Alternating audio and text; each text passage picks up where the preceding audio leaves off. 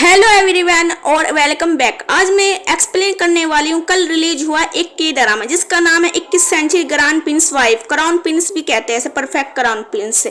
कहानी की शुरुआत में हमें बताया जाता है 600 सालों से जोसम ने कोरिया में राज किया। बहुत से राजा है, बहुत से गए। रॉयल फैमिली सिर्फ नाम की फैमिली रह गई है, अमीर इलेक्ट लोगों में आती है।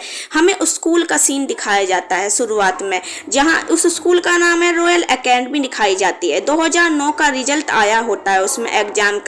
मिक्सू नाम का लड़का दिखाया जाता है जो एक रॉयल खानदान से, वो बोर्ड पर अपना रिजल्ट चेक कर रहा होता है। उसे पता चलता है सोंग हीजू जो हमारी फीमेल लीड है, इस ड्रामे की मेन हीरोइन है, वो हमेशा की तरफ फर्स्ट आई है और मिक्सू सेकंड आया है। मिक्सू को बहुत गुस्सा आता है। हीजू उसे चिढ़ाती है और कहती है तूने तो कहा था तू मुझे हरा देगा, तो फिर हार गया। मिक्सू से कहता है कि अपनी औकात में रह। हमारी हीरोइन को कहता है तू हमारी नोबल फैमिली से नहीं है। हीजू उसे कहती है पहले अपनी यूनिफॉर्म ठीक करना तो सीख ले, यूनिफॉर्म पहनने की तमीज तो है नहीं। उसकी यूनिफॉर्म ठीक करके चली जाती है। प्रिंसिपल का ऑफिस दिखाया जाता है, जो प्रिंसिपल कहता है उसे बैठ जाओ। प्रिंसिपल उसे बिठाता है और कहता है तुम फर्स्ट आई हो, बहुत अच्छा काम करा है तुमने। प्रिंसिपल उसे ताना मारता है और कहता है मैं तुम्हें एक कटोरा देना चाहता हूँ जो किसी रॉयल फैमिली का था, वो उसका लड़का था। वो कहता है एक नाजायज लड़के का एक कटोरा था जो मैं तुम्हें दे रहा हूँ। वो उसे ताना मार के वो कटोरा देता है। हमारी मेन हीरोइन को बहुत गुस्सा आ रहा है, लेकिन वो दिखाती नहीं। वो चुपचाप से वो कटोरा लेकर वहां से चली जाती है। कहानी बाद में पता चलेगा है हमारी हीरोइन को ये ताने क्यों सुनने पड़ रहे हैं। फिर परजेंट का सीन दिखाया जाता है। परजेंट के टाइम में हीजू केस ब्यूटी नाम की कंपनी किसी है, वो अपने डायरेक्टर पर गुस्सा करती है क्योंकि उसकी सेल थोड़ी कम हो गई थी। वो सबको ऑर्डर देती है कि प्रोडक्ट की वॉल्यूम कम कर दो ताकि लोगों में उसकी खरीदने की दर फोमो पैदा हो। और वो एक प्लान बनाती है मैं महल में जाकर अपने प्रोडक्ट की वॉल्यूम बढ़ा सकती हूँ। वो कहती है बहुत अच्छा तरीका है, मैं अपना प्रमोशन करूँगी। आज महल में राजा का बर्थडे है, मैं उसमें जाऊँगी। फिर हमें दिखाया जाता है वो उसकी से कहती है नहीं ये गलत है। वो कहती है चुप हो जाओ, मैं जो कह रही हूँ मुझे मेरी कंपनी है चलान दो। फिर हमें बताया जाता है कि हमारे महल में राजा का बर्थडे है। हमें हमारा जो मेन लीड है वो दिखाया जाता है प्रिंस लैन। वो दूसरी तरफ हमें ग्रांड प्रिंस लैन को दिखाया जाता है जो हेंटी सिंकार से वापस आया है। वो एक्टिंग किंग है क्योंकि असली राजा सिर्फ एक बच्चा है। वो बच्चा जो है राजा मर गया था, वो राजा का सगा भाई है, तो सब कुछ देखभाल वही करता है। राजा 6 साल की उम्र का है इसलिए वो कुछ नहीं देख सकता, तो हमारा मेन लीड ही सब कुछ कार्य संभालता है। वो ये इसकी सिक्योरिटी है। वो कहता है कि आप जल्दी चलो आज राजा का बर्थडे है। फिर हमारी महल में दूसरी तरफ हमारी फीमेल लीड आ जाती है, अपनी महल में दिखाई जाती है। वो ट्रेंडिंग कपड़ों में आती है। हीजू अपनी लाल ड्रेस में उतरती है, लाल कार से पहन के एंटी मारते राजा सिर्फ लाल कलर पहन सकता है, कोई नहीं पहन सकता है। यहाँ पे हीजू की सेल बढ़ जाती है इससे, और वो सब उसके प्रोडक्ट खरीदने लग जाते हैं। जब वो लाल कपड़े पहनती है, वो अपने फ़ोटो शूट करवाती है हवा में किस करते हुए, और वो हर जगह छा जाती है। सब उसके प्रोडक्ट की सेल वॉल्यूम बढ़ जाती है।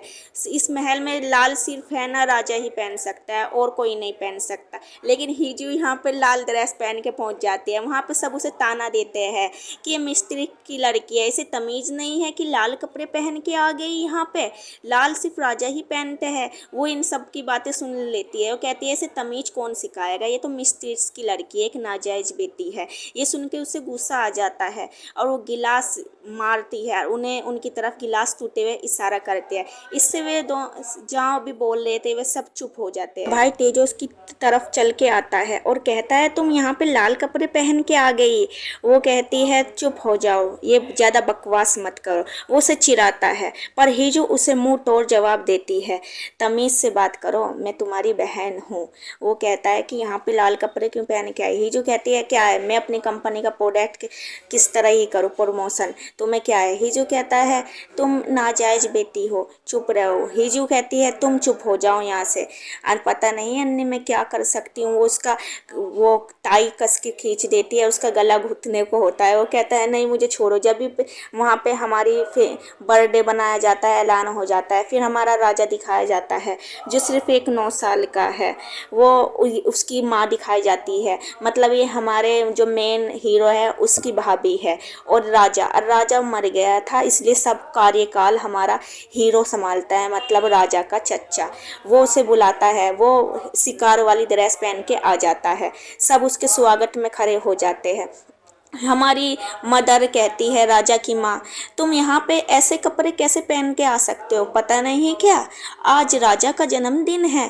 हम राजा उसकी ड्रेस दी हुई देख के बहुत खुश होता है। वो कहता है कि मुझे राजा ने ही ये कपड़े गिफ्ट करे थे शिकार के। उन्होंने चाहे राजा ने गिफ्ट करे थे, तुम ऐसे कपड़े बर्थडे वाले दिन कैसे पहन के आ सकते हो, थोड़ा मेहनत सीखो थोड़ा। वो कहता है कि अब मैं बैठूं भी या नहीं, या सब मेरी इंतजार में सब महल के सब खड़े ही रहेंगे। तो वो कहती है ठीक है चलो आके यहाँ पे बैठ जाओ। वो कहता है ठीक है, थैंक यू राजा जी, आपने ही तो मुझे ये कपड़े गिफ्ट करे थे। उसका भतीजा तो उसे देख कर हंसता है और वो फिर बैठ जाता है वहाँ पे। फिर हमें दिखाई जाते हैं हमारी फीमेल लीड, जो फिर राजा सबके लिए लिखता है कि मेरे देश में मतलब सब अच्छे हो, सब राजा के लिए बर्थडे गिफ्ट के लिए लेटर देते हैं। वो लिखता है मेरा राज्य बहुत अच्छा चले, मैं राज्य के लिए बहुत अच्छा काम करूँगा, हमारी और मेरी माँ हमेशा लंबी उम्र हो मेरी माँ की। उसकी माँ हंसती है। फिर हमारी मेन लीड दिखाई जाती है जो महल का जश्न देख रही होती है। फिर हमारा हीरो भी उसे देख लेता है। फिर उसके बाद हमारी मेन लीड किसी से बात करती है, जो वो कहता है कि तुम यहाँ पे आ गई, यहाँ पे क्या कर रही हो। वो कहती है मैं यहाँ पे कुछ नहीं कर रही हूँ, बस अब क्या लाल ड्रेस पहन के आ गई हो तुम यहाँ पे। वो कहती है नहीं मैं तो प्रमोशन कर रही हूँ। वो प्रेसिडेंट है, वो कहती है कि मैं आई हूँ। वो उससे बात करती है और बताओ तुम यहाँ क्या कर रहे हो। वो कह रहा है मैं तो ठीक हूँ यहाँ पे, तुम बताओ। वो कहती है मैं अपनी ड्रेस का प्रमोशन कर रही हूँ यहाँ पे।